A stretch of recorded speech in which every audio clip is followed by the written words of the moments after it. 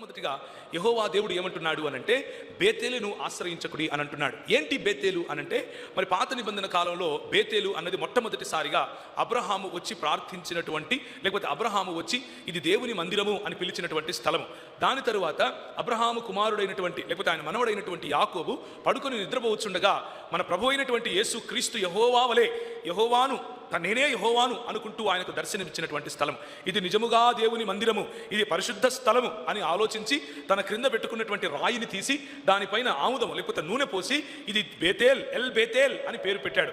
The house of God అని పేరు పెట్టాడు. ఆ ప్రాంతాన్ని మెల్లిమెల్లిగా దేవుని స్థలముగా ప్రజలు మార్చారు. ఆ ప్రాంతానికి మెల్లిమెల్లిగా టెంకాయలు, పూలదండలు, ప్రదక్షిణాలు, దాని చుట్టూ తిరగడాలు, కింద పడి దొల్లడాలు మొదలైనవి మొదలైపోయాయి.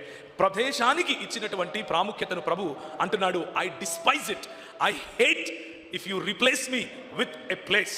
ఇఫ్ యూ రీప్లేస్ మీ, నన్ను నాకు ప్రత్యామ్నాయంగా ఒక ప్రదేశాన్ని ఎన్నుకుంటే అది నా మందిరము అని నేను ఒప్పుకున్నా సరే, దాన్ని మీరు ఒప్పుకుంటే, దాన్ని మీరు ఆశ్రయిస్తే చస్తారు అని చెప్తున్నాడు. మీ ఊర్లో మరి ఎన్ని ఇలాంటి బేతేళ్ళు ఉన్నాయో నాకు తెలియదు, కానీ ప్రపంచవ్యాప్తంగా ఉన్న బేతేళ్ళు మాత్రం చాలా ఉన్నాయి.